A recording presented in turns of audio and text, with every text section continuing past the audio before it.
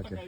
இப்போது நம்ம பைரவர் எப்பவும் போல் எல்லா பயணங்களுக்கும் நம்ம கூட வந்துடுவோம். இல்லை, இது வேறு பைரவர். அவர் வந்து எப்போவுமே எல்லா மலை பயணத்துக்கும் வந்துடுறாரு. இப்போ நம்ம வெள்ளிமலை ஆண்டவரை பார்த்துட்டு அதுக்கு பக்கத்துலேயே நம்ம இங்கே ஒரு சித்தரோட சோலைவனம் இருக்குது, அதாவது ஜீவசமாதி. எப்போவுமே நாங்கள் கோயிலுக்கு வந்து வெள்ளிமலை ஆண்டவரை தரிசனம் பண்ணிட்டோம், கீழே வந்து இந்த ஜீவசமாதியை தரிசனம் பண்ணுவோம்.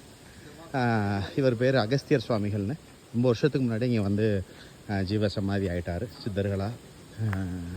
இப்போ இந்த சோலைவனம் நான் வீடியோ எடுக்கிறேன், பேச முடியுமான்னு தெரியல.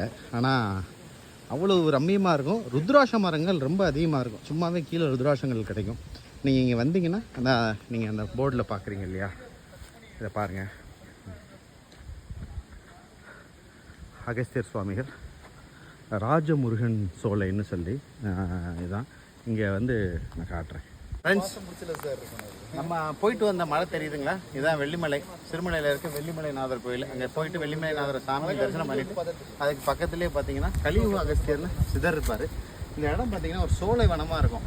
நிறைய வயது அதிகமான ருத்ராட்ச மரங்கள் இருக்கும், ரம்மியமாக இருக்கும். கீழே போனீங்கன்னா வெயிலே இருக்காது. இன்றைக்கி பொதுவாகவே நல்ல ஒரு சீதோஷ்ண நிலை தான் சிறுமலையில். இப்போ அவசியம் வந்தால் இங்கேயும் வந்து பார்த்து போங்க. தேங்க்யூ. பார்த்து பின்னாடி நாய் பத்து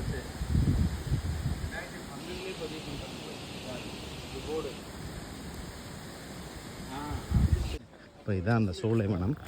நம்ம அகஸ்தியர் அந்த ஜீவசமாதியான அந்த சித்தரை பார்க்குறதுக்கு தான் போயிட்டுருக்கோம்.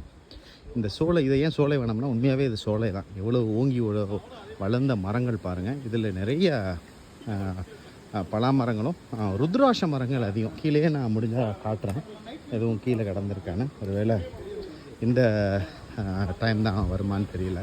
காஃபியோட பீனு மிளகு நிறைய இங்கே இருக்கும்.